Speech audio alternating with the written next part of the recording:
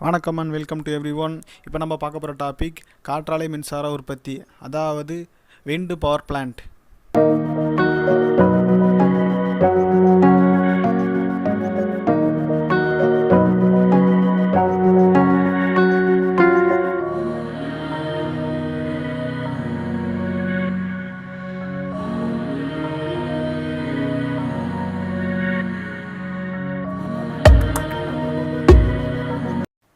இந்த விண்டு மில்லு என்ன தத்துவத்தின்படி செயல்படுதுன்னா, அதாவது என்ன பிரின்சிபலில் ஒர்க் ஆகுதுன்னா, கைனெட்டிக் எனர்ஜியை எலக்ட்ரிக் எனர்ஜியாக கன்வெர்ட் பண்ணுது. அதாவது இயக்க ஆற்றலை மின்னாற்றலாக மாற்றுறது தான் இந்த விண்டு மில். இன்னும் சிம்பிளாக சொல்லணும்னா, இந்த பிளேடு மேலே அதிக ஃபோர்ஸில் வர காற்று மோதும் போது இந்த பிளேடு சுற்ற ஆரம்பிக்குது. இந்த பிளேடு சுற்ற ஆரம்பிக்கும் போது இது பிளேடு கூட கனெக்ஷன் பண்ணி வச்சுருக்க ஜென்ரேட்டரும் சுற்றும். அப்படி ஜென்ரேட்டர் சுற்றும் போது அது மெக்கானிக்கல் எனர்ஜியாக எலக்ட்ரிக்கல் எனர்ஜியாக மாற்றி கொடுக்குது. விண்டு பவர் எனர்ஜி, இந்த எனர்ஜியும் one of the main renewable energy source தான். ஆனால் வேர்ல்டு வைட் பார்த்திங்கன்னா நம்ம வெறும் 5.2% மட்டும்தான் யூஸ் பண்ணுறோம். அடுத்தது இந்த விண்டு பவர் எனர்ஜியை வேர்ல்டுலேயே யார் அதிகமாக ப்ரொடக்ஷன் பண்ணுறாங்கன்னு பார்த்தா நம்ம சைனாக்காரன் தான். அவங்க எல்லாமே ஃபஸ்ட்டாக தான் இருப்பாங்க போல இருக்கும் இன்னும் கொஞ்சம் நாளில். அவங்க உற்பத்தி பண்ணுற பவர் எவ்வளோனா ஒரு வருஷத்துக்கு 20,000 மெகாவாட். இது ரொம்ப அதிகமான பவர்.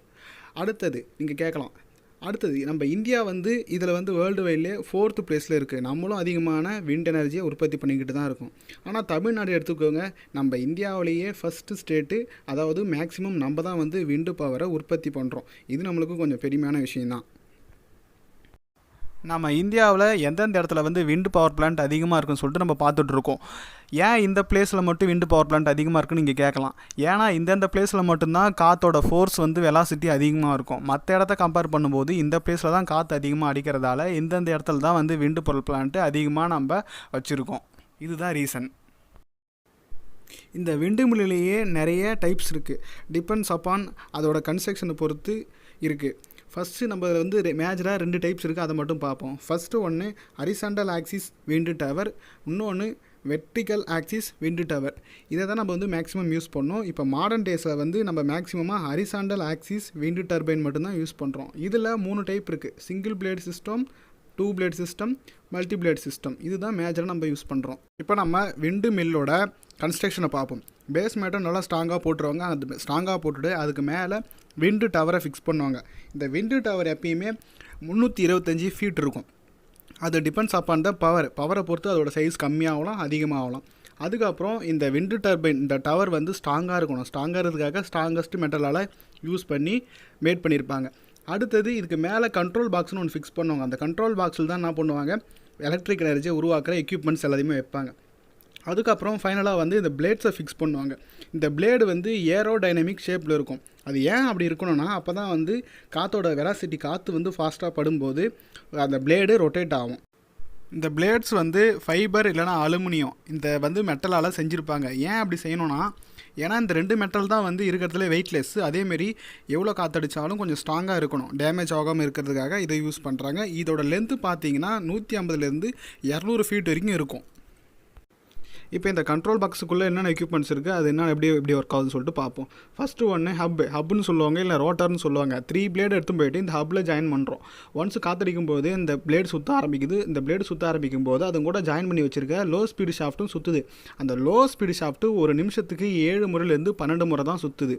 அப்படி சுற்றிச்சின்னா நம்ம கரண்ட்டை ப்ரொடியூஸ் பண்ணவே முடியாது. ஏன்னா ஜென்ரேட்டர் சுற்றுறதுக்கு 1500 ஆர்பிஎம் தேவை. நம்மக்கிட்ட இப்போ 7லேருந்து 12 ஆர்பிஎம் தான் கிடைக்குது. ஸோ அதை ஸ்பீடை இன்க்ரீஸ் பண்ணுறதுக்காக நம்ம கியர் பாக்ஸை யூஸ் பண்ணுறோம். அந்த கியர் பாக்ஸ் என்ன பண்ணுன்னா, ஒரு முறை அந்த லோ ஷாஃப்ட் சுற்றிச்சுன்னா அதை 100 ஆக்கும். ஸோ 15 முறை லோ ஷாஃப்ட் சுற்றிச்சுன்னா அண்ணாண்ட பக்கம் அவுட்புட் நம்மளுக்கு ஹை ஸ்பீடு ஷாஃப்ட்டில் 1500 கிடைக்கும். இதுக்காக தான் கியர் பாக்ஸ் யூஸ் பண்ணுறாங்க. அடுத்தது இந்த கியர் பாக்ஸு ஸ்பீடை இன்க்ரீஸ் பண்ணி 1500 ஆர்பிஎம்மாக அந்த பக்கம் இருக்க ஜென்ரேட்டருக்கு கொடுக்குது.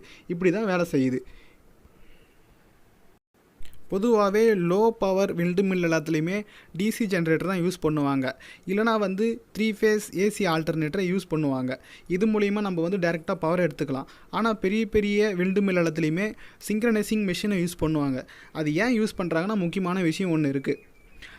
இந்த சிங்க்ரனைசிங் மெஷின்றது லோ ஸ்பீடில், அதாவது சிங்க்ரனைசிங் ஸ்பீடை விட கம்மியான ஸ்பீடில் சுற்றும்போது மோட்டராக ஒர்க் ஆகும். சிங்க்ரனைசிங் ஸ்பீடை விட அதிகமாக சுற்றும்போது ஜென்ரேட்டராக ஒர்க் ஆகும்.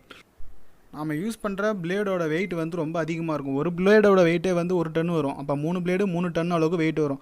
ஸோ காற்று வந்து மோதும்போது இந்த பிளேடு சுற்றவே சுற்றாது. அதை சுற்ற வைக்கிறதுக்காக நம்ம சிங்க்ரனைசிங் மிஷினுக்கு வந்து சப்ளை கொடுக்குறோம். சப்ளை கொடுக்கும்போது அந்த மிஷின் மோட்டராக ஒர்க் ஆகும். மோட்டர் சுற்றும் போது மோட்டரை கூட ஜாயின் பண்ணி வச்சுருக்க ப்ரொப்பலர் பிளேடும் சுற்றும்.